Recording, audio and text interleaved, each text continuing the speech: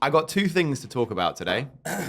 One of them is a big piece of news, and another one is a funny story. So which one do you want first? Oh, you got to go with the news first. News first? Yeah. All right. Wait, okay. Bad news or good news? Do you want to hear the news? I want to hear it, yeah. Give it to me. Okay, drum roll, please. I found out on the drive here, my godson is born. Hey! Yeah, dude. Baby! Literally. I didn't even know you were having a godson. Yeah, you definitely did. I've told you before. I don't you were remember. at my birthday. It was a whole thing. Oh, sorry. There Yes, you go. I do know. Yes, your mate Ash, innit? Yeah. Yes. Oh, nice, man. Yeah. All good? All healthy? All good. Yeah. Beautiful. He has two girls before. He has two girls already. So this is the first boy. Nice. Yeah, the heir to the throne. The heir to the throne. And he said, because I knew it was, I knew he was meant to come, it's a boy. I knew he was meant to come in February, but I thought it was like towards the end of February. And so I was like, okay, cool. He said, yeah, he should be here by the end of the month. And I was like, that's crazy. That's even sooner than I thought. And then literally I got in the car today and I just saw a message from him and I was like, oh, what's up? And I just opened it and he just said, your godson is here. And I was like, what? That's beautiful. I know, man. Have they named him yet? Yeah. What's the name? Kenji. Kenji. Nice. Yeah. Ash is a mixed race fella. Yes, Ash is a mixed race fella. Just, it's not a very white name. I just wanted to put that Well, it's not a very white baby. That's what I'm saying. Yeah. I didn't want there to be confusion that it was. I'm gonna look really cool rolling around with my little brown godson. Well, you've also got two brown goddaughters, right? Well, I'm not technically their godfather, but you look after them. I kind of like he says to me he's like you basically are. Yeah. But I'm not I wasn't there when they were born and when they were the first couple of years of their life. Yeah. So they technically have another godfather. I don't know who this guy is. I don't know if I trust him. I don't know if I trust him or not. But Ash is like, you're basically their godfather. Oh, nice, man. But for Kenji, I'm actually his godfather. Beautiful, so, mate. Yeah. Beautiful. Yeah. I'm so excited, man. It's awesome. I've known this has been coming for such a long time. And you're good with kids as well, right? Thanks, man. Yeah. I mean, I've never seen it personally, but I've heard stories. That sounds bad. That sounds really bad. I've heard stories about how you are with children. I've heard a lot of things. Yeah. No, I think I'm pretty good with kids. I love kids, and I've known that he's been coming for a while. And then when he asked me, he didn't even he just said obviously when he mentioned it, we were talking about it when he first told me he was having a kid, and he was like, yeah, obviously you're the godfather, and I was like, wait, what? And That's he was a like, nice feeling, isn't it? He was like, yeah, obviously, bro. Who else would it be? And I was like, you can't just say that. You got him a present? I'm getting him a very special present. Okay. But I don't want to say it now. You're not beating the paedophile allegations right now. I just want to tell you that. Talk about how you love kids, and then you're like, I'm getting a very, very special and one. I can't talk about it on camera. Yeah. I can't divulge what it is. But rest assured, he's going to love it. Yeah. And I'm going to love giving it to him. I bet you are. I've heard it's a very average size present. It's actually a pretty big present. It's going to have a bow on it, I'll tell you that. It will have a bow on it, yeah. That's beautiful, man. Congratulations. Thanks, brother. Yeah, I'm really happy. So shout out Ash and Yara. Yes, they're a lovely couple. I've met them. And shout out little baby Kenji. Your godfather's here for you now. Don't worry, you're gonna be all right. It's gonna be all right, Ask me if I was listening to the Godfather theme in the drive over here. What did you actually I was listening to the car? Yeah, wow. Dude. Yeah, I was in the car and I was like, and I'm like, little baby Kenji. I'm looking out for this kid. I'm looking out for him. I gotta do what I gotta do. Something happens to his father, to his pops. I gotta be there for him. Oh my God. Something happens to his father. I say, don't worry, I got you. Well, I go around the house. I go, Yara, whatever you need, I give her some money. I go, take care of that. Yeah. She goes, oh, it's too much. It's too much. It's 10,000, 20. I go, don't worry. Ash was like a brother to me. It's nothing. It's just family. Kenji, look after your mother. You know? Yeah. You go and drop a 10 around. Tenner, yeah. Hey, don't spend it all at once. It's not what Ash would have wanted. But here's the thing, though, because obviously, Godfather, it is the fucking, definition of a godfather is basically godparents. Yeah. As if a tragic accident happens to the parents, you've got to basically take the kid. Yeah. Are you ready? I'm ready. Are you I'm sure? doing a podcast, man. I can do anything. It is it's one of those things, though. You don't think about it like that, but that is the agreement that you've signed up to. Yeah, I know. and I'm cool with that. Ash is like Ash You is one of my. you can't be waking up at 2 p.m. though with a baby. I gotta tell you that. You know. No, I'll let him have a line as well. Like, it'll be chill. He can watch YouTube with me. He can watch YouTube with me. Yeah. We'll get radicalized together. You know. Well, congratulations, Ash. That's beautiful, mate. Yeah, congratulations, Absolutely brother. beautiful. Love you, buddy. Mine's coming round the corner. Yeah, yours is a few months away, 4 or 5 months away. Yeah, 4 months away. 4 months, wow. Scary, man. Feels like it doesn't feel like 5 months since you told me. I know. But I guess you told me. When you probably told you like 2-3 months in. So yeah, it's been about 2 months though. You're a bad friend. Yeah. Because you're bad friend. Yeah. But yeah, 4 months or so. So well, that's good because I'm gonna get some practice in now. You know. Yeah. I'll be like whatever you need. You know. Yeah. And then I'll be there for yours. Yeah. You know. You gonna change some nappies? If they need me to, yeah. Yeah? That's my godson, bro. Dude, when I get in on something, I'm like, that's it. You're doing all it. in. I'm all in, baby. You know, if he's like, yo, you know, we're gonna take Kenji to the park. Oh, I've got to go work. Can you look after Kenji for a few hours? I'm like, of course, bro. That's my godson. What are you talking about? Yeah. You know? just do the Godfather impression while you're wiping his ass. You come to me on the day my daughter's wedding and shit in my face. Why is it green? What the fuck would it be green? Oh, you don't know about newborn shits, bro. No? I'm hearing they're purple, they're green, No. they're yellow. It's like Teenage Mutant Ninja Turtles. Oh, it smells like a sewer too. No, but apparently, And then there's just a little rat that crawled out of Shredder. an Asian rat. An Asian rat. Why put the shit out of the asshole? Oh yeah, apparently the baby shits are. I've never cleaned a baby shit, but Holly has little brothers and sisters, and she said they're like taste the rainbow, baby. They come out all different colors. Wow, you tasted them, huh? Is that like an Arab thing? That Or is like... right. Yeah. Put it on my shawarma. Yeah, exactly. So I need to figure out now. I need to get my shit together enough that I'm like, all right, cool, man. You know, I gotta be there. I gotta be there for this kid. You know? You have to. Gotta be. You there. have to. Yeah, fucking. How do you think I feel? Yeah. Yeah, because you actually really have I to. really I have have to be there, but like I'm a backup. Yeah. I'm a sub. Yeah. I'm a substitute. I'm just on the bench. Yeah. And then if they're like, yo, Ollie, I'm like, Yeah. got it. You're like the third choice goalkeeper. Like there's Exactly. got to be a lot of severe injuries for you to play. Yeah, you like know? to be fair, for me to play, like Ash has to be busy, Yara has to be busy, Ash's mum has to be busy, Ash's dad has to be busy, Yara's parents have to be busy, and then eventually they're like, I guess we give it to the the guy with the long hair. Yeah, just give it to you. I guess so. Yeah, fucking hell, man. Yeah, I'm starting. Yeah. There's no. Your starting team. There's no back. I'm the guy. Fuck. That kid's fucked. I know, man. What was you said you had a funny story for me? Oh yeah, let me get my coffee. Because I'm jealous of looking at you drinking Get yours. my coffee. Let me get my coffee. Fucking my coffee. big black coffee. Whoa. Hey. So, Yes. last night I had 3 shows, and I tried to get you on one of them, but I couldn't, which is annoying. I know. For context, I called Ashley, and I had a 15-minute spot to give you. And he went, yo, and I went, yo, man. And before I could start speaking, he went, yo, can I call you back in literally 1 second? Like, I'm going to call you right back. And I was like, oh, yeah, sure. So I just hung up. And then you didn't call me back for 3 hours. Yeah.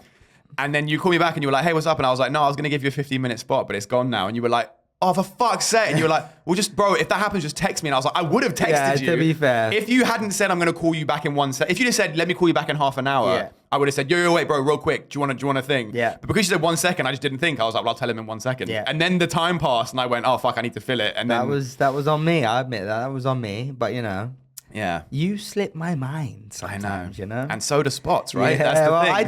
I did. I mean, you know, I thought you were just gonna talk to me about fucking Pokemon or something. To be honest, Yeah. I didn't know. No, 'Cause but that's did, what I do. I just call you up and talk about Pokemon, right? Yeah. No, to be fair, when I called you, as it was ringing, I was like, ah, fuck, I bet it's a spot, because you were doing 21, Yeah. and we spoke about hosting again, Yeah. and I was like, oh shit, is he gonna say like let's host again? But yeah, such is life. Such What is can you life, do? you But know? anyway, yeah. So you did 3 So spots. I had 3 spots last night. I had the. Did you host at any of them? No. Okay. So I had the main show at 21. Yeah. I headlined that, and then I went from there to Bunker. Yeah. I did a 15 at Bunker, and then I went back to 21 for the late show. Yeah. The main show at 21 was good. The Packed? yeah, it was probably like 120 maybe. Nice. I'm bad at eyeballing. I don't know, but around there. They were nice. The energy wasn't like super high, but like they were nice. And I had a fine set. Who hosted? It was a woman called Farah. Okay. I hadn't met her before. She's really nice. Yeah. I met her yesterday for the first time. She's really nice. But yeah, so I got there and I was like, what are they like? And she was like, yeah, they're nice. Like she's like, they're a bit quiet, but like they're nice. And I was like, cool. Did the set. It was fine. It was 20 minutes and just did my thing. And I closed on my big, closer, and that's crazy, obviously. And it worked. So I was like, okay, cool, great show. Went to bunker, ran some new stuff. That was tougher because it was like new material and there was some older people in the crowds and some of my new stuff which wasn't really hitting. And I was like, whatever, that's fine. So I did 15 there. And then a bunch of the boys were on bunker. So then after that finished, we all went back to 21 because I was doing the late show. Yeah. And I was closing that. Now, I got there and I looked in and I was like, oh, it's more full than it normally is for the late show. It was like probably like, I don't know, 60 maybe. 50, 60. Why wasn't it like that on Friday? I know, it sucks. Yeah, we'll get to that. We'll talk about what we did. But so it was like a decent crowd. Maybe 50, I don't know. And I could hear Max, my boy Max McKenzie. Max was on stage before me, so he was doing the middle 20, and then I was headlining. Yeah. So Max was on, and I'm like, I can hear like decent laughs, and I was like, oh, this is sick, like And then I said to her, I said to Farah, because she was hosting the late show as well. I was like, this is pretty good. This is like sounds better than the early, like the main show. And she was like, yeah, they've been all right. And I was like, oh, sweet. And she said they're a bit rowdy, and I was like, oh, cool. And for me, that probably bodes well because I'm doing darker humor and whatever. I like it. I like rowdy. Yeah. So so then Max comes off. There's a little break or whatever, and then they start the final section, and then she brings me on. And the first few minutes, it's like really good. I'm doing my first few bits, and it's going really well. And then I did something that's like a bit darker. I did the lodger bit.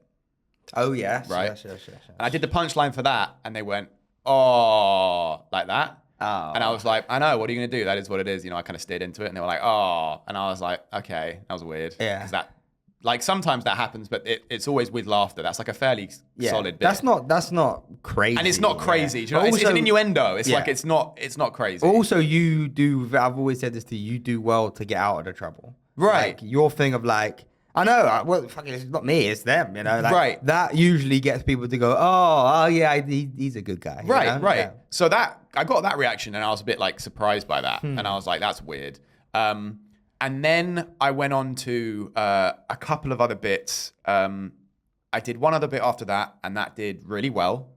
It was the cancer bit. Yeah. That did really, really well. And I was like, great. And then I did like a couple more bits after that. Some of them were a bit newer because it was a late show. So I was like, let me try some newer stuff. Yeah, why not? And that kind of like sort of bombed a bit. And I was like, okay. And then I went on to some of my like darker stuff. And bro, I just bombed. Bro, no. When I say I bombed, it was like, the thing is, bombing in a 10 is hard. Yeah. Because you're bombing in a 10, you might have got them for the first 3 to 4 minutes maybe, and then it kind of slowly goes downhill. Yeah. And maybe for the last 4 minutes, 5 minutes, you're bombing. Bombing in a 20 is a long time. Yeah. That's an episode of a sitcom. I know, yeah. That's a whole episode of a sitcom. Yeah. That's a long time. And so I had them probably for the first like maybe 10-ish. Yeah. And then like I did something a bit darker and they just didn't like it. Yeah. And then it just was like flatline. And so I'm doing the last like 10 minutes of my set, just complete bomb. And it's weird because like, it was crazy because I had this group, there were these 4 Spanish people in like the second row. And they were loving it. Like every joke I told, they were howling. And there was like another couple somewhere. Like there were sprinkles. Yeah. But the crowd hated me. As a whole, yeah. Hated me. And it was really weird. So I was doing my shit and I was like, okay, cool. So, and some of the newer stuff and some of the stuff where I was like, if they don't like that, they're probably not going to like this. And I did it and they didn't like it. And I'm like, right, okay. Yeah. But then even like other stuff like wasn't working. But I think by that point, because I'd lost their likability or their confidence. Yeah, in once me, you lose them, right. man. It's so fucking hard. And so it got to the point where Dude, at one point, I'll show you the clip. I can't put it in the episode because it will spoil one of my bits. Yeah, I want to see it. But one of my bits, it's the voiceover bit. Yeah. And you know my punchline's really like out there for that, right? Wait, before you say this, can I just say, there's a reason I don't have a lot of bits like that in my act. Right. Where you commit. Yeah. Because I remember I had a new idea before, and it was one of those where you got to like, you go into it. Yeah. And it bombed. Yeah. And that feeling was the only time a bomb's like actually personally hurt me. Yeah. Because that's like, I'm trying, and you're still not laughing. I'm right in it. When you're like nonchalant, like, and fucking, kids are gay, and then they don't laugh, it's like, okay, well, I'll just skip over it. That was a throwaway, yeah. When you go like, and this is that, and then you get nothing, it's like, you put yourself right in the thick of it, and nothing happens. Yeah. Oh. You bare your soul on stage at that moment. Right. Yeah. So you know that feeling. Yeah. So I did my voiceover bit, and you know my punchline for that. It's like, it's a whole act out. It's a whole act out. It's a scream. It's a bit like, I did that. That bit never bombs. I've never seen it bomb. Never bombs. Yeah. However I'm doing in a set, when I do that bit and I drop that punchline and I commit, which I always commit to it. You do. Every time I drop that, it never bombs. Yeah. Ever. Yeah. Dude, I did it and I'm setting it up. Even the setup like tags weren't getting anything. And I was like, yeah, but I'll get to the line. That'll get him. I'll win him back. Dude, I did it. I went like that. Yeah. Nothing. What, apart from like the 4 fucking Spanish people. But like not a groan, not a murmur, just dead. Nothing. Like silence. Silence. And imagine me in that position that I'm in. I know. I'm not going to do it, but you know when I'm... Yeah. And I'm just there and I went... Meh. And it's just that. And how did you get out? What did you do? Did you acknowledge? Or so I did it. I did that bit. And then there's obviously the tag that comes after it, like the kind of other punchline. Because the thing is sort of a punchline, and then I say the punchline. The tag at the end is good. The tag at the end. So I did that, nothing. And then I went, da-da-da-da, and I did the punchline. Turns out, nothing. Again, these lot here, this like 4 or 5 people, they're loving it. Yeah. Everyone else, silence. So I did the final punchline, nothing. And I'm like, and I did it, and I was like, and then I just spent, I can't lie, that one never fails. So at this point, it's definitely you and not me. Did that get anything? Nothing. Oh, see, that's the other thing as well, because that is like a trick of the trade. When you're in a bit of trouble, you go to like, oh, you guys are just, you're not here. Like you acknowledge that they're fucking, you kind of go, at a certain point you go, we're not like connecting. Yeah. So I'm going to separate us now. And that's like a bit where you're like, oh, we'll never be free. Like whatever the line is, but you go, you guys aren't for me or whatever, you do that. If you do that and it doesn't get a laugh, that also hurts. Because then that's them being like, nah, it's not us. It's you. Yeah, exactly. It's 100% you. Yeah. And so I said that and that got nothing. And I was like, right. And then at one point I was like, sometimes what I'll do is if I drop something halfway through my set that's kind of dark and they don't really go for it, I'll be like, listen, guys, that was just the warm up. I mean, strap in, it's going to get darker. And I actually did that at the early show, not the early. I didn't do the early. I did the main. Yeah. But like I did that at the main show, and I was like, and I said like, because there was a couple of darker bits, and they were a bit like they liked me, I could tell, but some of them didn't for sure. They were a bit reserved. But they were a bit reserved, and I said that I was like, guys, strap in. This is the warm up. It's going to get so much darker than this. And then they laughed, and I was like, okay. So I get them. That normally works because then they go, all right, fuck, we might as well strap in. Like, we are here. We're paying. Fuck it. Let's go dark. But I said that, and I was like, it's only going to get dark. Nothing. So I'm just saying nothing, and I'm getting nothing. And I was like, all right, if you're not going to like this, you're not going to like this. But I'll tell you this one. So at one point, I went to Dog, which in a shorter set would be my closer. Yeah. But obviously in a 20, my closer is my big thing. Yeah. So I was like, I'm about, I don't know, 13 and a half minutes in. Been bombing for maybe 4 minutes at this point. You've still got another set, basically. Yeah. Like 7 is a whole set. Yeah. So I'm like, right, fuck it. So I'm just like, I need to get something out of it. Did you not think to just let me dip into a little bit of, like, let me just separate for a second? No, and talk because to someone? They didn't like me. I know, but sometimes I feel like that can like... No, trust me. I know that feeling when you're like, it's not really landing and they're a bit like, and you're like, oh, what's this guy doing? You must be thinking, oh, it wasn't like... You're in survival mode. You know when you just... It's hard to explain for people that don't do comedy, but sometimes you just feel, you're like, they don't like me. They just really don't like me. And you've said this to me for like as long as I've known you. Every time I've ever done stand-up comedy, yeah. No, but you have it. Yeah. Like, you know, you have it where there's a crowd where you're just bombing. Yeah. Sometimes there's the thing where you're bombing and you're just like, oh, they hate me. Yeah, yeah. And it is normally when you're bombing with more like when you're bombing with darker material. It's contentious material. It's contentious material because the thing is when you're bombing with like talking about airplanes or something and it's just not landing. They're indifferent. Huh? They're indifferent. They're indifferent. They're just like, they're not laughing, Yeah. but they don't really feel necessarily negatively towards you. When you're bombing with like outrageous stuff and then it's not working, they're like, well, why would you say that? Yeah. That's what an arsehole. Yeah. What a fucking prick. Yeah, I Think, know, what, yeah. thinks he can joke about that? Yeah. Do you know what I mean? Yeah. So it's like, that was happening. So I was like, I did the voiceover bit, nothing. And I was like, Did you do... the end? No, well, I know you're getting to that, surely. Did you do that? I'm getting to that. Okay, but no, I'm talking about the one I love. Oh, yeah. You did that? Right. So, so I did, it gets to like, I don't know. Sorry to cut you, but that is another one where you do kind of commit. Oh, I commit hard.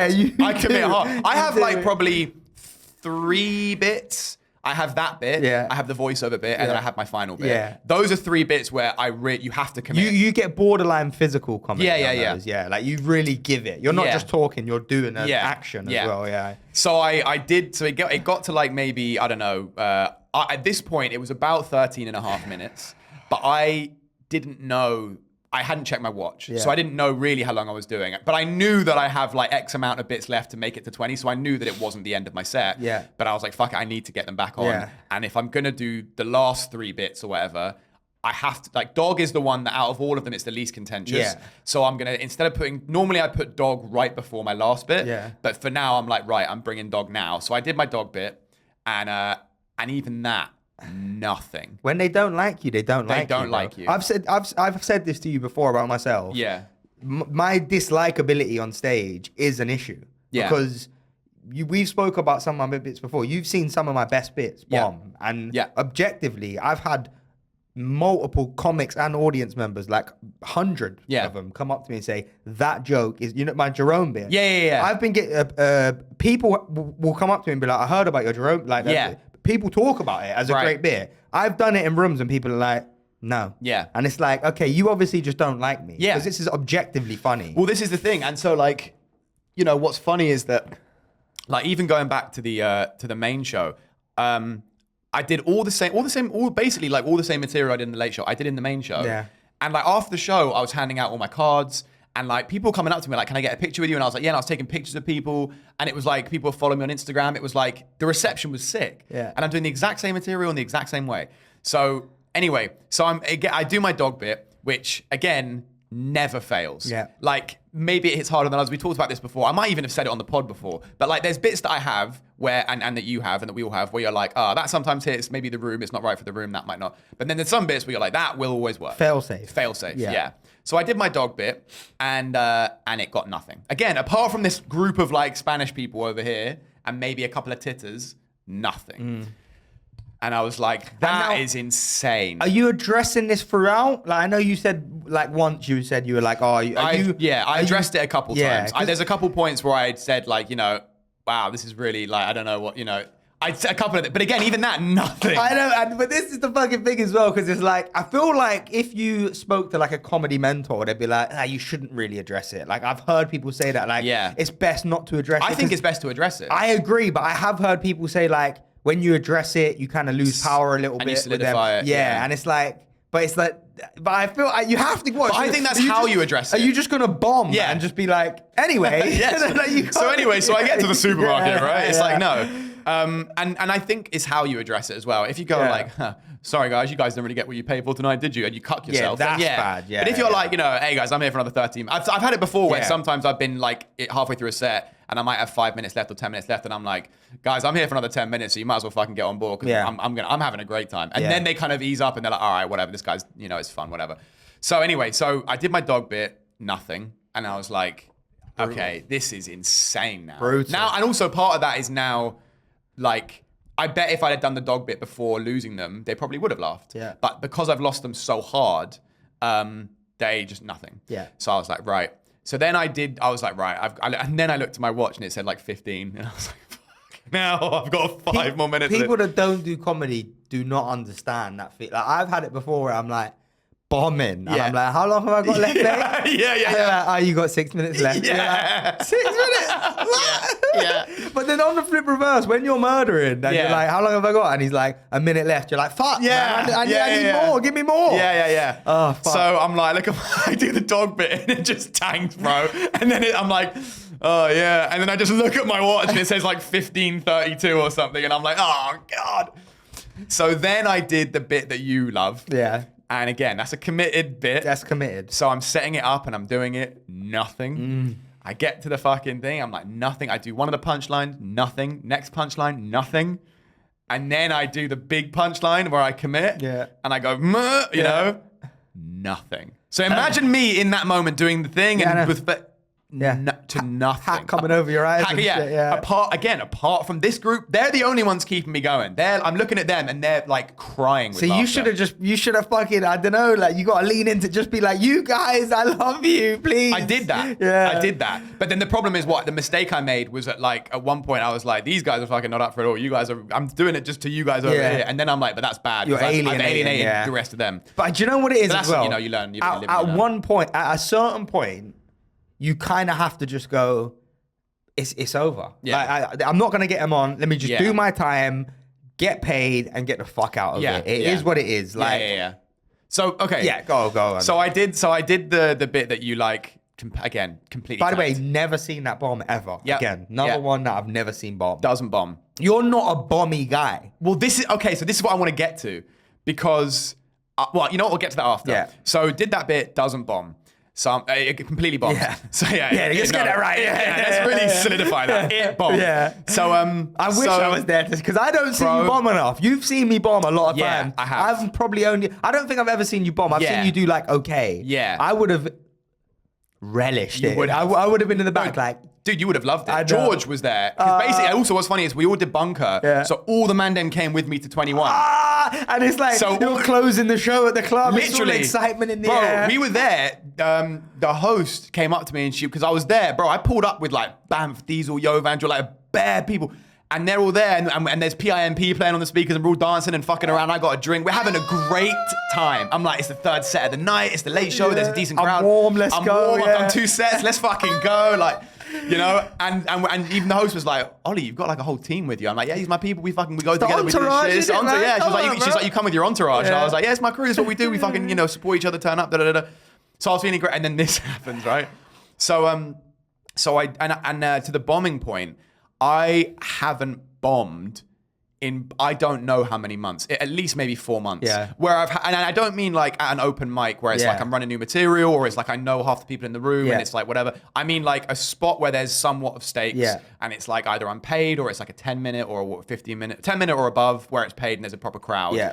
I haven't bombed at a show like that in months. Yeah. So I had kind of been like, because it's funny because I've spoken to other people like you or George where I've seen them bomb or they've talked about bombing. Yeah. I've been like, oh God, man, it feels awful. And I've been like, yeah, but I mean, I know we've all bombed, but I'm like, it's not that bad. You just roll with it. Fuck, it doesn't really matter if you bomb, because I haven't got the recency bias. I think of bombing. So Yeah. I'm like, I can't remember the last time I felt that feeling. So I'm like, oh yeah, fuck it, it's whatever. And I know it comes for all of us. Yeah. It comes for all of us. But I think there's also like there are like even if we just relate it to like the comics that we like talk about a lot, like someone like a Shane Gillis and then someone like a Mark Norman. Yeah. I know for a fact Mark Norman bombs more than he doesn't bomb because it's just the way his style is, the stuff he talks about. Like Right. he really is like a jokey guy, so it probably takes him a lot longer. Shane Gillis will just be more like, well, what do you think about this thing? So it's like it's hard to bomb with that. Yeah. It's easier to bomb with like black people are fucking crazy. Yeah, So yeah. it's like there is a style thing to it. And it's like George is a brilliant comic. Yeah. But he's a bomby motherfucker. Yeah, like yeah. he can bomb. Yeah, because when he regularly. splits a room, he bombs as hard as he kills. Yeah, exactly. His hit rate is 50%, but when he hits way higher than You're a anyone bit else. like that as well. Yeah. When you kill, you kill. Yeah, And when you exactly. bomb, you bomb. Yeah, and I bomb 60% of the time. Yeah. So- But it when is- you hit- yeah. But it's a style thing. That's a great point. I Yeah. hadn't even thought about that. Because I don't really bomb. Yeah. I might have a meaty set here and there, but I'm like, I don't really bomb. I've never seen you bomb to the point where I'm like, do you know when you know a bomb's bad? Yeah. If you like kind of bomb and you come up to me after, I'll be like, that was shit. Yeah. But if you bomb really bad, even as your friend who feels like, yeah, I can be cool with you, I won't be like, that was shit. I'll be like, it's right, man. Yeah. That's what When you start being nice about the bomb, that's how bad the bomb was. Do you know what, bro? You just had a godson. Yeah. Fuck it. Yeah, exactly. So anyway, so I did the bit that you like, that completely bombed. So now like it's been like 5 minutes of just bombing. And now I'm like, right, I've got like 3 minutes left. There's only one thing that's going to fill that 3 minutes, and it's my closer, which is the darkest, craziest part of my whole set. It really, really is. So I was like, you know what, guys? I was like, I've got this thing. It's it's my big finish or whatever, but it's very dark. Do you guys want to hear it? And they actually all went like, woo, like that. And I was like, okay. But I knew in my head, I was like, you're not gonna like it. You haven't liked the last fucking 11 minutes of me as a person, you know? So, but I was like, and now you're about to start talking about crazy topic. And so I was like, but again, I'm like, I have nothing else that I can put there. I've done all my best material for a 20. Yeah, so anything else would either be new material that would probably bomb anyway, and this is my closer. Yeah. So I was like, all right, fuck it. So I'm gonna tell you this thing. So I start doing it, and as I'm going through it, like I am getting laughs. Okay. From that group. Okay, yeah. And a couple of others, but like pretty much. And by the way, I'm looking in the crowd and I'm looking at people's faces, and they're just looking at me like they're giving me evil. They're looking at me like they hate me. Hate me. That's what I hate the most. I've had that a lot of times. Right. And it's like, why are you taking this so personally? Yeah. Do you not understand what I'm doing? I'm Right. fucking I'm telling jokes. Right. Like, don't be angry. If you don't think it's funny and you think I'm a piece of shit, that's fine. Dude, there was a guy in the front row. There was a couple, and there was a guy in the front row. And apparently, he was like this for everyone. But I said afterwards, I was like, there's a guy in the front row, right, like, I'm in the middle of the stage, like, right there. Yeah. The whole time, he's just looking at me. Just the straightest, most expressionless face. I wanted to roast him so badly. What, is he German or something? I don't fucking know. He was like very pale with like kind of short black hair. He was like, I don't know, maybe he was German. I don't know. He was just sitting there, and he was just the whole time just expressionless. And apparently the other comment was like, yeah, he was like that the whole time. I don't know. It was just, again, this is an old hack thing to talk about, but it's like, this happens every now and then where someone sits in the front row and they're just fucking miserable. Yeah. And you're like, mate, go to the fucking back. You just paid money to be here. Yeah, you just paid like whatever you paid. Why the fuck would you sit there with a long face the whole time? Anyway, so I'm doing my bit, and it's getting some laughs from like that little bit over there, but it's just not landing, bro. It's just not working. And I'm committing more and more to it, and I'm doing it. And then I fucking do one of the punchlines before the big finale bit. One of the punchlines where I'm like, I want to be, yeah. Like nothing. At one point, I heard someone go, "Oh, is it? I want to." Yeah. So I'm doing that, like just nothing. And then I'm like, all right, and I'm like, and eventually, and then I do the big punchline where I fucking commit again, hard. Yeah.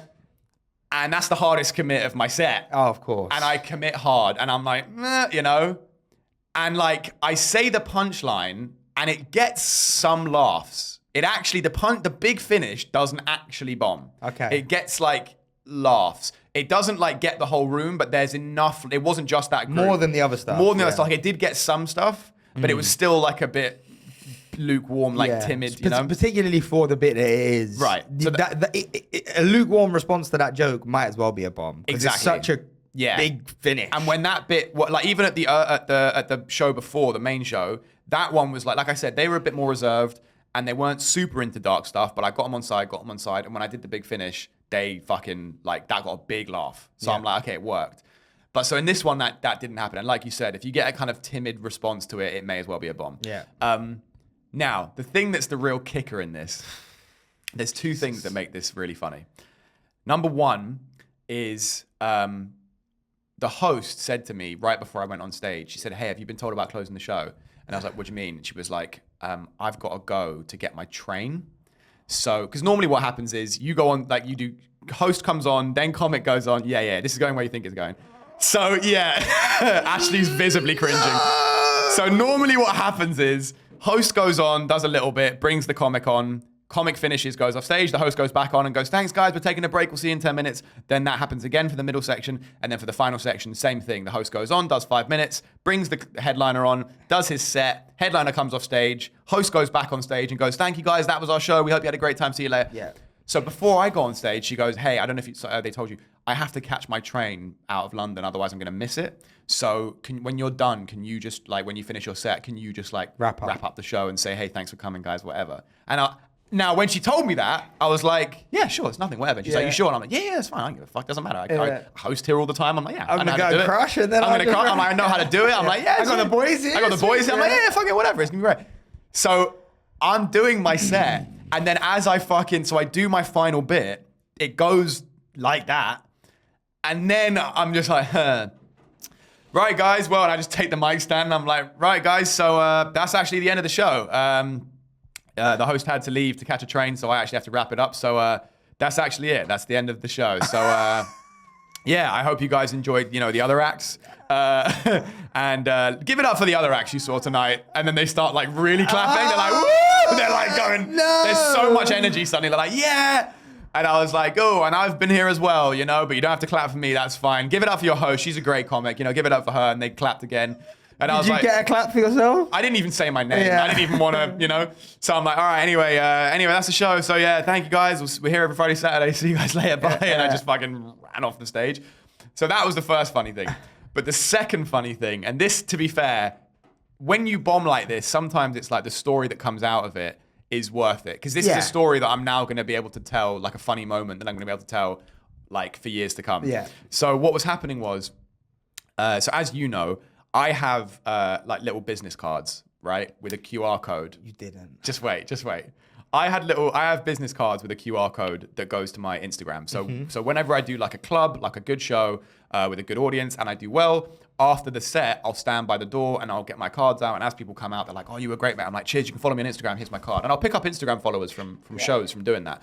And normally when I do like 21. Me and I'll get whoever's there, like either Diesel or George or someone, to take a bunch of cards because there's two places they exit from. So I'll get them to go around to that side. I'll be on this side, and then as they come out, we'll be handing out my cards. And so I said to Diesel, he did it for the main show. So Diesel took half my cards. He was handing them out. I was handing them out. And I said to him for this show, I was like, same thing. Here's the cards. Get them ready. So what's hilarious is I'm bombing. I'm doing my final bit, the big risky bit. I'm doing that bit, and it's just bombing. As I'm doing it, I look up like past the crowd and I see behind the curtain in like the lit area, I see Diesel opening my card box and getting my cards ready. Oh my God. Diesel. So he's getting my cards ready to help out and so anyway, so I finished my set or whatever. And I was like, that's it guys, that's the end of the show. So, I hope you have a great night or whatever. I was like, thank you very much, goodbye. And I put the mic in the stand. I could not get off that stage quick enough. I shot off the stage and I'm walking through the crowd. And as I'm walking forward, I look at Diesel and Diesel holds up the cards and he meets my eye contact and he holds the cards up and I just put my hand to my neck like, no, don't hand those out. And then he was like, oh yeah, cool. And then he just put the cards back in the box. It was insane. And then I actually felt better because like everyone was just leaving and I was laughing with the boys. I was like, fuck me, that was awful. And everyone's just leaving or whatever. And then the group of Spanish people came up to me and they were like, bro, that was fucking incredible. And I was like, it really wasn't. That was very Mexican of you, by the way. But well, you know what's funny? For the voiceover bit, they were like, bro, that voiceover bit that bombed, they loved it. And they were like, I felt so represented. They were like, that's amazing. Are they Mexican or Spanish? They were Spanish. You're doing a very essay Mexican. I know, but I can't really do a... You're like, hey man, we fucking essay, hombre. We fucking love that bit. We fucking loved you it, bro. fucking murdered that bit, Holmes. Where are they from? Fucking Mexico. No, they're from Madrid. Yeah, exactly. But they were like, dude, you were so funny, man. This is our first time going to a comedy show. They're just Mexican now. Yeah. I don't know.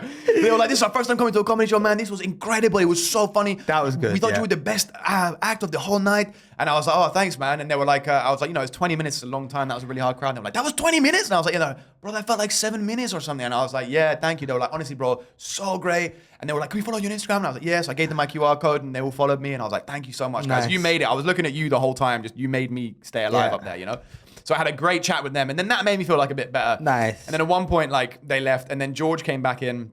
And I was talking to like Diesel and a couple of the boys, and then George came back in, and he's like, I've just heard something, but I don't know. I don't know if I should repeat it. Oh God, here we go. I know. Here we go. Yeah. Go on. And I was like, but what is it? And he goes, no, because I feel bad. And I'm like, well, obviously you have to say it. He's such a cunt. He's such a cunt for saying that. So I was like, obviously you have to say it now. What is it? And he goes, no, I was just outside, and there were people outside, and like there were like some geezers outside who were like, just they were punters from the show. And I was like, oh yeah. And he goes, yeah. And I overheard them talking when I was having a cigarette. And I was like, oh yeah, what'd they say? And he went, well, I just heard them. They were going, that last guy. As soon as he walked on stage, I just was like, oh, I don't like this cunt. As soon as he got on stage, I was like, oh, who's this fucking Russell Brand? Like, who the fuck is this? I just don't like him. And I was like, that's great. They sound like proper good geezers, if you ask me. But here's the thing as well. I gotta say, it is funny to be like, because I've smoked the outside before and heard people be like, that geezer, I fucking hated him. Yeah. It's been about me. I've been like hiding around the corner. Yeah. Like, God, that's so awful. No, that guy was actually pretty good. Again,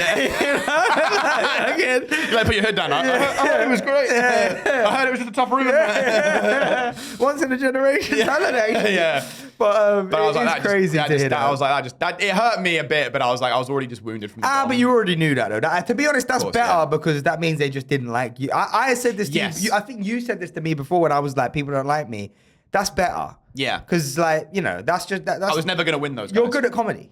That doesn't mean you're bad at comedy. That just means you have a face that they didn't like for whatever That's reason. true. But I will say, though, to talk about bombing for a minute, like you said, I don't really bomb. I haven't bombed like that in a long time. And it happens to all of us.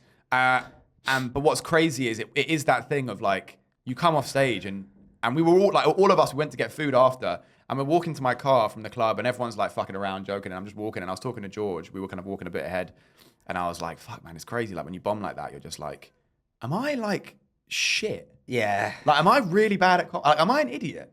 Or am I a really unlikable person? Or both? Yeah. Am I a shit unlikable person? Walk a mile in my shoes, right? This guy bombs once a year and he's like, I think I'm a bad person. That happens to me at least once a week where I'm like, oh, they hated me and my jokes aren't very good. But hey, I got the stamina, you know? I that's how you know I don't like myself. Because I keep coming back. You keep coming back. You're a sucker for pain. And I'm telling you now, when I pop off, baby, what a fucking, we've done this before, but what a fucking, that's going to be a motivational clip. Story, just like, you know what? They fucking they hated me. Yeah. And then they hated me again. Yeah. And then they hated me again. But I kept coming back. But that's the thing. It's like, there are people that love you. Yeah. And that is actually the really cool thing. And I've been thinking about this. I watched a really interesting video yesterday. I'll talk to you about that in a second, actually. But that is a part of it. It's like, you find people that like you, and it's like, those 4 Spanish people. On a small scale, it's like, okay, there's 4 Spanish people. They don't even live here, you know.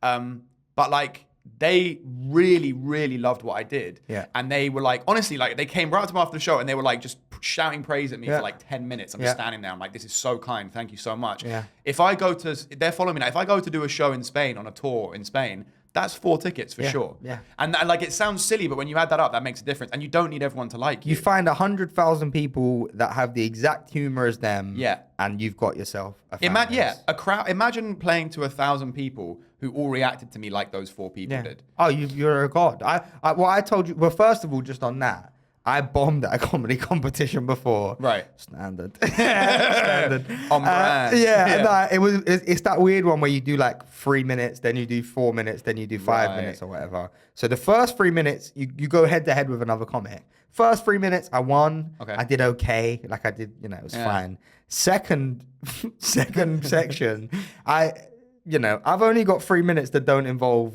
filth or, racism pretty much, right?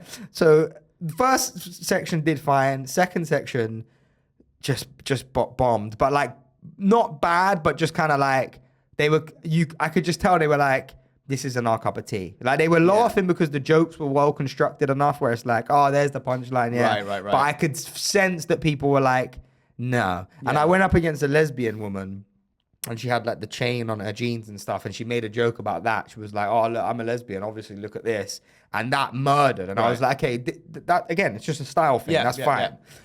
Like you know, if you find that funny, you're not gonna find my opinion on black people funny, right? No, but it was bad. It was kind of bad anyway. So I left, and I felt really shit, and I had that thing of like, I'm 2 years in, 3 years, I can't even get to the final of a competition. Like, what am I doing? And then I went on my Instagram, and I had a message from a woman, and she was like, "I thought you were so unbelievably funny. Please keep going." Wow. And I was like, that right there. Yeah, that'll keep you going for a year. That kept. It's the only reason I'm still here, brother. Yeah. But like that right there, again, it's the validation of like, okay, well, I just need to find. I remember seeing that message going, "There's one." Yeah. I just need to find another 10,000 of Yeah. you, and then I'm good. Yeah. Because again, this is me in a room of maybe 20 people, and I'm kind of bombing, and she still thought I was so funny that she went out. Because we've all seen comment like.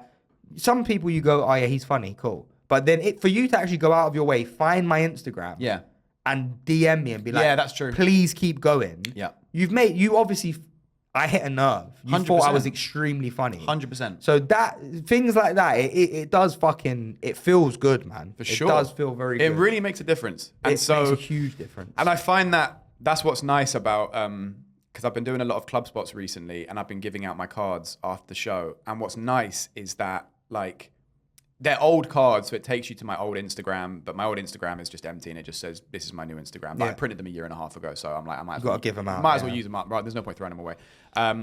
But what's interesting is that, like, every time I do like a club show, I'll pick up like at least 3 or 4 followers a piece, you know, if not more. And it's like, if you're picking up like 5 people a week who actually really like you enough to follow you on Instagram after a show. And I've said this to you before, but like, you know, these are people who pay for live comedy because you met them at a live comedy event. Yeah. And they've seen you specifically do comedy, so you know that they like your style and they like you. That is the dream lead. Yeah. That's someone who has money. That's a hot lead. That's a hot lead. That's someone who has money and spends it on comedy, likes your style and likes you and wants to see you. Yeah. And so if you're picking up, you know, 5 of those per show, and you're doing maybe even conservatively 2 of those kind of shows a week, that's 10 people a week. That's every month, that's 40 people. Yeah. In a year, that's just under 500 people. That's 480 people. Yeah. 500 people in a year who like you enough from seeing your comedy. And those are conservative numbers. And those are conservative numbers. So it's like, that really adds up. So to link it to the other thing we were going to talk about, which is that we did something really cool this week, which is... We did. This was awesome. So basically... In the last episode, if you were listening, me and Ashley are launching we've got a really cool thing coming. Like a really, really cool thing that could be like a game changer for the both of us. It's a very exciting project. Very exciting project. It's really, really awesome, and we're both really hyped about it. And so in preparation for that, one of the things that we did was basically I was doing 2 club spots on Friday night, and one of them was the late show at 10 o'clock. And I had a meeting earlier in the week with someone about me and Ashley's project, and the meeting went incredibly well. Mm-hmm. And anyway, so later that week, when I did the club shows on Friday, I basically pulled some strings and managed to get in. I was hosting, and so I managed to say, "Can I get Ashley to host with me?" Yeah. And they were like, "Yeah, we can make that work." And so basically, me and Ashley, for the first time ever, co-hosted a show together, which was sick. It was fun, man. And what was cool was that, like, that late show, it was raining outside and the tickets weren't super high. It was at a club and everything, but like the numbers weren't great. So it was like a really small crowd. And we were looking at it like, oh, fuck, I've never seen a crowd this small here at this club ever. Yeah. Ever. Yeah. So I was like, it's really annoying that's the first time that happened. But we're like, you know what? Fuck it. There were like 15 people there. Yeah. It was crazy. And it's a big room. Big room. Which, again, just for context, big room, small crowd, worst thing in the world. Because the laughter, it doesn't travel well. And so we were like, fuck it, let's just go up and do it. Like 15's better than 4, you know? So let's just go up and make the best of it. And we actually had a fucking blast. Yeah. And it went so well. So well. It was like we got all the energy it was possible to get out of that room from like 15 people. And we tested a couple of things. Yeah. We used it as kind of like a focus group a little bit. Yeah. And that went really well. Yeah, it did. But what was crazy is I said to Ashley before the last break, because the last comic was on, and I was like, yo, get the QR code up for the podcast, because I do this with my own stuff every time I host. But because it's both of us, get a QR code for the podcast. And as they're leaving, I'll say on stage, hey, we've got a podcast if you want to subscribe, whatever it is.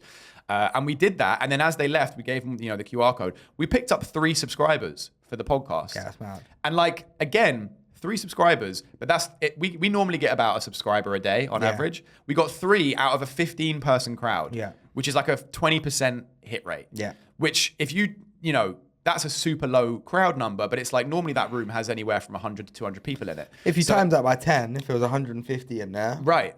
That could have been 30 subscribers to the podcast. Yeah. And it shows you just put the grind in, you do little things like that. That stuff goes a really long way. Yeah. But yeah, it was super fun, right? It was very, very fun.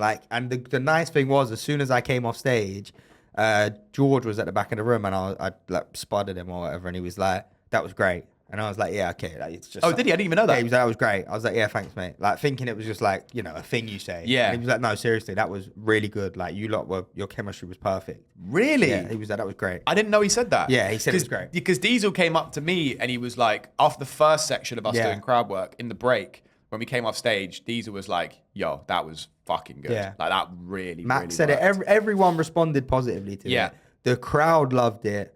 Yeah. We were getting really good reactions off people. We were getting big laughs considering there was 15 people in the room. Yeah. And it wasn't sections. Again, I say sections. It was a couple here, 4 people there or whatever. But everyone in the room were all laughing. Yeah. Which is, again, that's a good sign.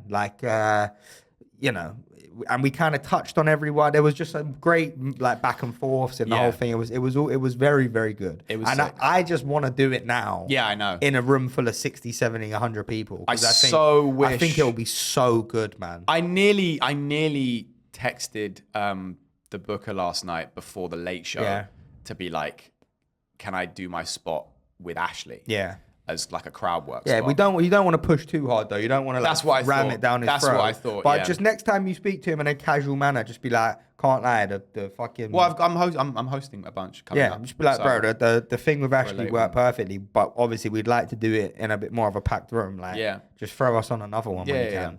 Yeah, I'm sure he will. But the bits that we got out of the crowd work, I said it to you straight after. If that was 100 people room, Oh, bro. that's rapturous applause break. Insane. There was so many lines where it was like, fuck, that was perfect. Yeah, Yeah, clips it's good. for sure. Oh, 100%. There would have been so many clips.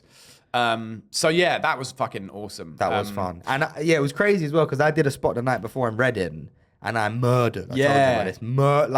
Never had this before. 5 people. There's 25 people in the room. 5 people. I'm not joking. 5 people in the crowd.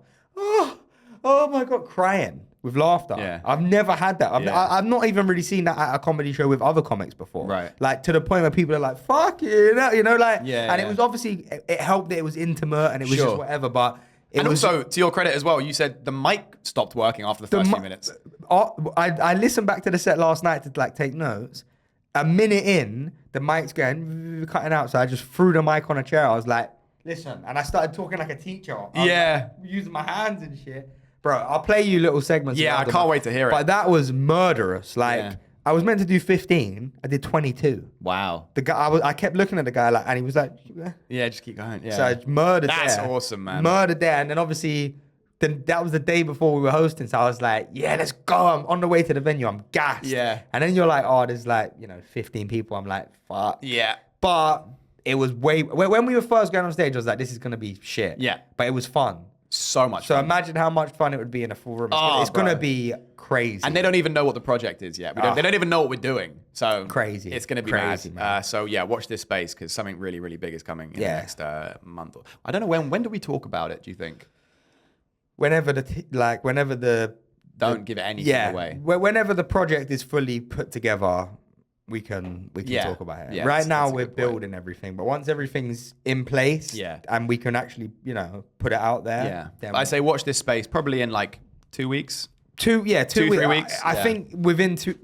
Yeah, end of Feb, I'd like to have things ready to go. To talk about. Yeah, for sure. Yeah. Yeah, so that's going to be great. I was saying about what we were talking about before about people will either love you or hate you. And that's kind of like the the goal, I think. Yeah. Because I think the worst thing, I don't know if it was you that said it to me, or maybe it was Diesel, but Indifference. yeah, indifference is worse than anything. Yeah. If someone just doesn't care about you, that's actually worse. I'd so much rather, out of a room of 100 people, have 50 people fucking dying who love me, and 50 people who just hate my guts and wish I was dead. Yeah. I'd much rather have that, because then you're at least charged with emotion. And then when you leave, because if you have a room of 100 people who are all indifferent, when they leave, they're not going to want to watch your shit or follow you or see what's next or whatever. They're just like, yeah, whatever. He was just a guy. I saw some comedy last night. Yeah, it was fine. Yeah. If you have a room of 50 people and 50 people, the 50 people that hate you, they're just going to walk out. Yeah. They're not going to say anything to you. They never do. They're just going to walk out. Yeah. The 50 people who love you, on the way out, they're coming up to you, taking pictures, following you. They're like, when are you doing? Oh, did you do this? Like, that goes a huge way.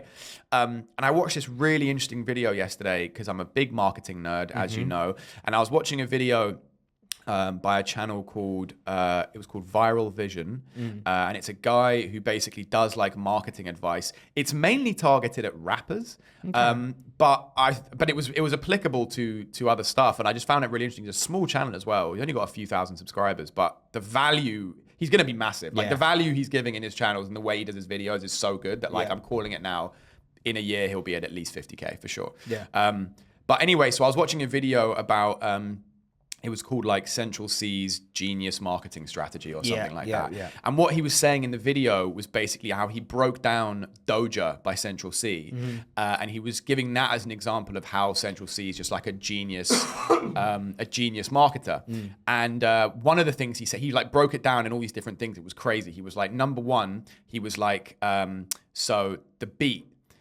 He was like, the beat is a remix of Let Me Blow Your Mind. Yeah. It's a sample of Let Me Blow Your Mind. Yeah. So he goes, immediately, it's familiar because the song starts and they hear, and they go, and then it goes, and so they go, wait. So it makes the audience go, wait, what the fuck? I know this. What is this? Yeah. So it's got that earworm ability. Yeah. They go, what is this? I feel like I know this. It's that song. What's that song? Then they're going, wait, this is a remix version? This is a remix version? Like, what is it? This is drill? Like, what, you know? So it's that. Also, it adds the nostalgia element. So people from our generation will go, oh my God, it's this song. Oh, fuck, I know this song. Yeah. So you hit the familiarity and the nostalgia, which is a big hit. Yeah. Then he goes straight away in the first like 5 seconds, the first lyric comes in. And the lyric is, how can I be homophobic? My bitch is gay. Which is like a controversial statement. So he's like, he's got controversy and shock factor in the first line. Yeah. Because he goes, the great thing about this line is he was like, you want to have a strong response from people consuming your content in whatever capacity. Yeah. So it's the same way where sometimes we have had clips where people have put hate comments for us and shit. Yeah. It's like, that's great. Like you said, and sometimes I'd be like, oh, it's kind of shit because they're saying this. And you're like, yeah, it's better than the no one commenting, which is true. Yeah. Even though it might be hard in the moment, that is true. Yeah. And so he was like, you want to have a strong response. And so he's like, what's great about that line is that when you start your song in the first 5 seconds and go, how can I be homophobic? My bitch is gay. Yeah.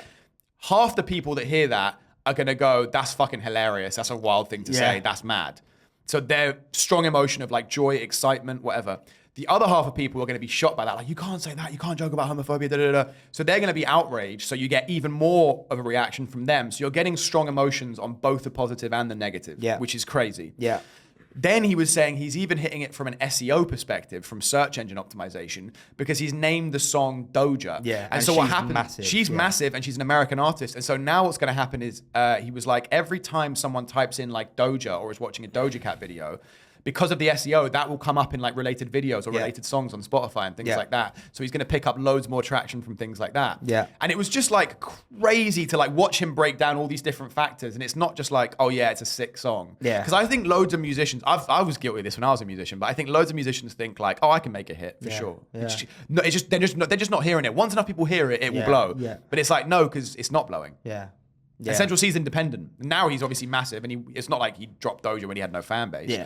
But it's like he's done it independently, and it shows that like if you actually have the technique and the skill, virability is more in reach than people think it is. But it's also he's like a fucking, you know, a couple of things. First of all, he's somewhat unique in the drill rap space because he's a little bit of he comes across a bit like soft. Like he's got the Soft comparatively, yeah. Comparatively, yeah. Like in drill, he's not a drill rapper. He's not like a typical drill rapper. He had the white girlfriend, whatever her name was. Yeah, the vlogger, even that's very different. Yeah. You know what I mean? That's different. He does the Nike fleeces, but he's wearing red ones on a red carpet or whatever. Like all that shit. It's all very unique. Palatable. It's different. Exactly. Also, he has been doing it for 12 years or so. Yeah. Like I remember watching a Central C video in an old freestyle when he had the top knot. Yeah. So that is also a thing that I always say to you about comedy. It's like, look, it might take 15 years, bro. It might, and I'd rather it happen right now, but I'm sure he would have loved to have popped off when he was 15. 100%. And what's crazy is that I watched a video ages ago on Central C's come up, and it's crazy because there's videos, like you said, there's a freestyle of him where he's got a top knot, he's in a blazer. Little nose ring and that. Nose ring and a blazer, and he's spitting I think he was spitting on grime, or it might have been old school. No, it was was it a hip hop beat? Yeah, it was kind of that kind of like boom bap kind of stuff. Krypton Conan era. Almost, right. that kind of stuff. So he was spitting, but he was spitting kind of punchlines and stuff then, and he was doing I think it was boom bap that he was kind of spitting on old school kind of stuff. Yeah. And then he didn't pop from that. Yeah. And then at one point when the trap wave thing was a big hit, he was doing trap wave and he was doing auto tune, oh fuck it, that kind of shit. That didn't pop.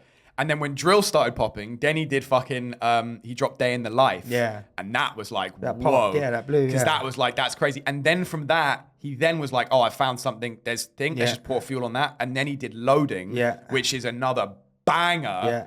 Then he's right, what's next? I need a girl song. Yeah. So then he does was it Commitment Issues or Obsessed With You that came out first? I think Commitment Issues came out, yeah. I hope a trap boy is your turn. No, Obsessed With You. That came out first. Yeah, okay, yeah. So he drops a girl song. So now he's got a hit for the girls. Yeah. And it's a rap song as well. I hope a trap boy is your type. It's also his a lot of his lyrics are quite clippable, memorable. What's the one he's got Suck My Soul, done it Ash Cash. That one, I remember all of my pals would talk about that. That bar, people they'd be oh, I fucked that bird the other day. Well, I was Suck My Soul, did it Ash Cash. And Ash Cash was some viral bird that was a famous influencer, but she had a thing where she got filmed sucking dick or something. So it's he's tapping into that. It's it's like if you dropped the fucking bar about Philip Schofield when that controversy came out. Do you know what I mean? That shit. Yeah, exactly. So that's the thing. It's relevance and relatability as well. And so I was watching this video and he was another thing you got to look at is Central C's delivery. He was his delivery is so confident. He was the way he presents himself and the way he talks about himself is so confident. Yeah. And he's got a confidence in his delivery. And all rappers have confidence, but all rappers have a certain bravado and braggadociousness, but Central C has a confidence to him where he's I'm doing it independently, I'm doing this, I'm doing that. A bit like Russ from America. And I think that was really interesting. And I was watching this video where he was breaking down Doja and all the factors of it and stuff, and I was how could I apply that to comedy? And I was just thinking about myself and my own brand and my own voice and who I actually am and how I want that to translate on stage and all the things that come from that. And I haven't figured it out. I'm still thinking about it. But it definitely gave me some food for thought because I think if you can get to a point where you know who you are, because I think the biggest problem I think that I have for sure, and probably other artists have, but for sure as a comedian I have it, my biggest weakness I think, or one of my biggest flaws is that I am a bit scared to commit in case of the backlash or people don't like me. And so it is a scary thing when you're there's been so many times where I'm I want to post something on my story or on my feed and I'm oh yeah, but shit, but what if this person says it's this or this? I can imagine this person sending it to this person and being can you believe he fucking said this? Or how stupid is it, So it's that insecurity of oh fuck, I don't want people to like me. But it's yeah, but you look at someone like Central C, he doesn't give a fuck, And you have to not give a fuck. Yeah, but I also think what you have to, that is true. The not giving a fuck thing is true. Because even you look back at a lot of them old freestyle videos and that, and it's the geezer is wearing a nose ring and he's doing a certain, and it's I'm sure back then he was getting hotted because I remember back then that was gangster rap time. That was road rap. That was road rap. That was just after the K Code Joe Black Blade Brown kind of time. All that shit. So you come in with a nose ring, you're getting slated. I know you are. So it's that. But again, that's the not giving a fuck. I think the other thing that we have to remember, and this is what I keep saying to you as well about myself, is the 10-year endeavor thing. Like you said, he followed trends for 10 years and the first 2, 3, 4 didn't work. He did the hood rap flopped. Like he got a bit. I always saw him pop up, but he never blew. He got like little bits of fame. I didn't know about him until Day in the Life. I can't See, lie. I'd watched him, but like something would come up on Link Up TV or whatever, and I'd be like, oh, who's this geezer? He's from like not far from us, like from where I grew up, innit? So you kind of heard about him or whatever. So you're like, okay. Then he goes into the trap wave thing, the singy kind of auto tune thing that doesn't work. That all that shit. So it's like that's kind of he's been doing it for 10 years. He's worked on it. He's tried different things. He's evolved, and now wait, just jump in real quick. And he's been doing it for 10 years. He's evolved, and now, or not now, but when he blew with Day in the Life, that was a case of right place, right time. I was just about to say. Okay, right. I was just about to say right place, right time. Conor McGregor had a quote that I love back in the day, where preparation meets opportunity. Yes, and that's the thing of like, you know, he was always prepared by all accounts. I don't know fucking what he was doing, but it seemed like he was always putting shit out and like trying. And then he's doing it, and then it's like that one little magical moment where he goes, because I'm sure when he tried that fucking Day of the Life, whatever, he probably had a similar thing where he's like, I thought this about the last one. I thought this about the last one. Yeah. And it's like, but then it just, light bulb moment, perfect time, pop.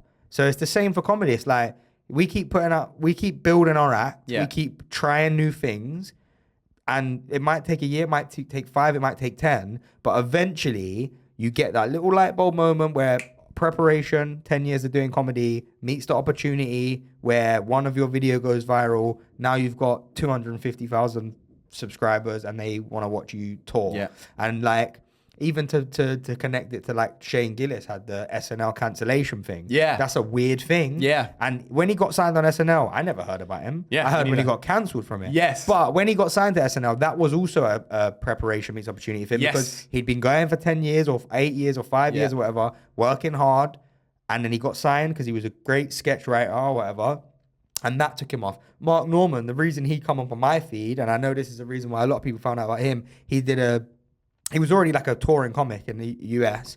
He did a morning radio show. Have you seen his? Yeah. And he goes, "I'm little gay, over," and then he goes, "I just need love, sister." Oh, is that a Me Too? That whole thing. Oh, with the Asian lady, right? I think she's Asian. But that went crazy viral. Really? And I'm a guy in London who'd never heard of him.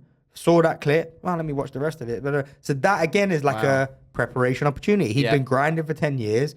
Probably making a decent living, has one thing go, boom, pops off, and then he's there. Yeah. So it's like, it is just a case of keep working, keep putting shit out, keep trying, and then eventually something will catch. It is just that. Because that is so true, and that preparation meets opportunity thing, it's like, that's what I was saying. It's like, when people say, oh, there's luck involved. It's like, there is absolutely luck involved. And some people have more luck than others, for sure. But there is always luck involved. But the luck is never, especially in stand-up, because it's not like acting where it's like, you can be like 18, 19, like Orlando Bloom, for example. Discovered in a bar or some shit people get, innit? Some people, well, Orlando Bloom, I can't remember if I've told you this before. This Orlando Bloom is like one of those people where he was at Guildhall, which is like one of the top 3 kind of drama schools in the UK and one of the top drama schools in the world. He was at Guildhall. He was doing, I think that I might fuck the details of this, but basically he was coming up to his end of year, his 3rd year like performance or whatever, like the big showcase where, you know, the agents come and everything. Before that final year play, I think it was a casting director saw him, put him in front of Peter Jackson. He got Legolas, and then in Lord of the Rings, and then he ended up not even doing his end of year production because he then left to go and film Lord of the Rings. Yeah. Immediately, he's cast in a 3-film deal for one of the biggest franchises of all time. Yeah.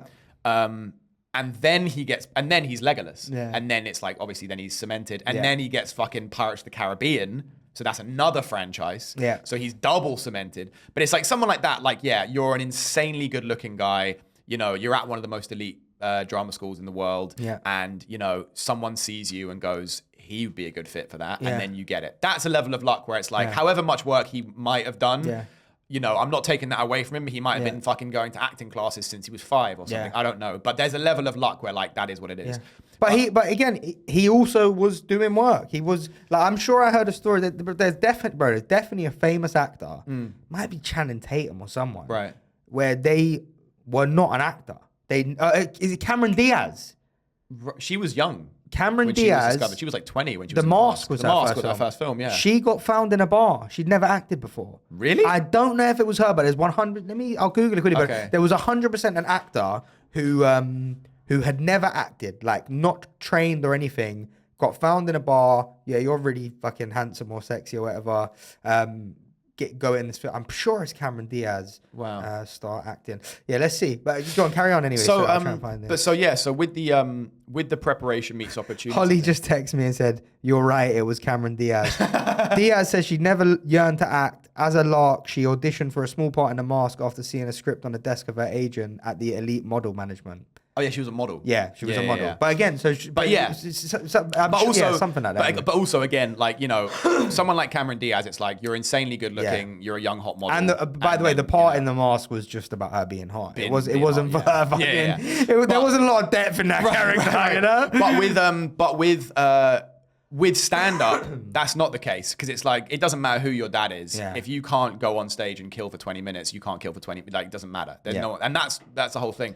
But so to the preparation meets opportunity thing, it's like that there like I said before, there is luck, but the luck is varied, and I think there's a nice feeling of thinking like this is my fourth attempt at a podcast. This is my fourth podcast. I had that one, the one that we started, and then with other people that we stopped, and now we're on this one. And so it's like, it would be easy to be like, oh yeah, this just isn't a thing, or it's not going to work, or whatever it is. But you never know what's going to be the thing that's going to hit, like you said. And I'll look back, and it will seem like you said, I bet when something, especially in the age of social media, when something takes off and goes viral, the growth does go quite quick. It's like you go from nothing, and then you suddenly pick up a few hundred followers, and then suddenly you're picking up like thousands of followers, and suddenly someone's on like 20K or 30K. And you only need that. Like if let's say me and you each get 50K followers on Instagram. Yeah. Or 50, 100, whatever. You get in that kind of range. Yeah. And we're like properly solid comics. Like we've been going for 7 years, and we have a solid 45-minute hour set or whatever. Yeah. You can live like that. That's it. You're done. You don't need. I mean, obviously you keep working and you want more. Yeah. But you can comfortably now have a life doing comedy. Like you can sell out small venues across the country. You can sell out 100-seater venues with a 100K fan base. You can go and fucking, you can do your YouTube or whatever and get some Patreon money or whatever. Like you don't need 1 million followers. Yeah, 100%. So when you think about the fact that might take time, but then it might happen over a short period of time once the pop happens, it would be easy to think like, oh yeah, but he had that thing that went viral and now he's got like 50K. And you're like, yeah, but bro, you didn't see the 4 failed podcasts I had or whatever. Overnight success. My first podcast that I did with George, we did 39 episodes, I think, 39. So like we did that for nearly a year, every week to like basically no listeners or watchers. And then I had my next one. I did that for like basically a year. So like another, 30 odd, 40 episodes. Yeah. Then the one that we did for like a few episodes, it's like, you just like you said, you just keep pushing. And now it feels like, in terms of opportunities, I mean, we were talking about this the other day, not to jinx it, but this thing that we've got coming up, this to both of us feels like this could be potentially the thing that, pops. Yeah. And we both have that feeling about it. And it's a nice feeling to think that all of the stuff you've done before wasn't wasted. Yeah, because it led you to this. It led you to this moment. At the end of the day, it's like, me and you always speak about this fucking stupid shit, but like the connecting the dots, looking backwards. Like if the new project we have pops off and that is the thing that takes us there, then even that podcast we did back in the day with the other guys, that felt like a waste of my time. Yeah. But if that leads me to that, then it wasn't a waste. It's like if that thing pops, and then it's like, oh, that thing wouldn't have happened without Nameless. Yeah. And Nameless wouldn't have happened without that other thing that we did. Yeah. So I even to just on this project as well. Like I was speaking to my mate George about it the other day, and like he wants to kind of get into content stuff as well. And we were talking about it, and he said something like, oh, you could do content with the dogs. And I was like, yeah, that definitely has like variability. Like I could easily like film some stuff because it's like people love dogs and shit. Yeah. And I was like, but the problem with that is it might get me 20,000 followers, but that's so far removed from comedy. Yeah. How do I link that to comedy? And it just doesn't feel like there's an authentic way for me to gain comedy followers on stuff about dogs. And just on this project, this even, and it's the same with sketches. I always say to you, I want to do sketches, Yeah. but they feel so inauthentic to me and they don't feel right. Yeah. And it's like, I could do them, and 100% I could do them, and I could make, I could get a following off it. And it's like, that would benefit me 100% because people would want to see me live then or whatever. But it's like, it is hard to like, this project, if this pops, that will be me being my authentic self, and that will gain me followers of me. Yeah, for exactly what I want to do. Like people, if I do some sketches that I don't really believe in and they pop off, it's almost like, okay, well, let's say I've got 100,000 followers and 20,000 of them come out to watch me live. They might not enjoy it because it's a different thing now. I'm doing a different thing. I'm not doing the sketch of like, oh, and what about this? You know what I mean? So it's like, it is really difficult to figure out ways to put yourself out there authentically, because that's what you want. You don't want 100,000 followers of people who don't really know who you are. Yeah. For what we are. No, like if you just want to be an influencer or whatever, that's fine. You can put it out for doing anything because you don't have to worry about that. I don't want to be an influencer. Yeah. I want to be a comedian. Exactly. You know? Yeah. But yeah, go on. I was ranting there. No. It's a good rant. I was just going to say, to the dogs thing, to push back on that a little bit, I think it's about how you do it. Like I was talking about this with Diesel the other day, and we were talking about like content strategies and like the kind of content we could each make and things like that. And just thinking about that from a brand perspective and a marketing perspective. And I was saying to him, like, actually, it's this whole thing. I think I might have touched on it last episode, so forgive me if I did, but the idea of like, you are the niche and the fact that like whoever you are, all the different facets of you, that is what your niche is. That's the unique thing. Yeah. And I was like, for him, I was like, look, Islam's a big part of your life. If you made content about Islam, you would put your own spin on it, which would make it different to other people that talk about Islam. Yeah. And then people that fuck with Islam and fuck with comedy would fuck with you way harder because that's like your more specific thing. So you could do stuff about the dogs because you are a dog walker and that's you care about it and you're good at it. You could do something about that or incorporate it in some way, probably, if you really thought about it. Yeah, no, 100%. And in a way that would be your kind of humor, but would then get people who also love dogs or whatever. But I know what you mean. You don't want to steer too deep into it. I don't want to just be like, oh, look at this little guy. And it's like, I've just got 20,000 people who just like dogs, but they don't like me talking about fucking the dogs. Yeah, you know what I'm saying? Like, it is it's by the way, you just said, find people that fuck with Islam, which is hilarious to be like, these devout religious people. Yeah, I fuck with that still. I fuck with that, yeah. But Muhammad and them, man, I fuck with them, man, still. Yeah. Shout out the boy. Shout out the man, them. Yeah. How long we been on? Hour 15, should we wrap up? Fucking get out. It's been a good one. Yeah, this has been good, man. It's been fun. Great chat. Fucking let's go. Good shit. I can't wait to talk about Project X. Keep the eyes peeled. Keep the eyes peeled and the ears peeled. We'll be talking about it in a couple of weeks' Very time. soon. Very exciting. Let's try and get on another hosting spot together soon because that was fun as well. Yeah.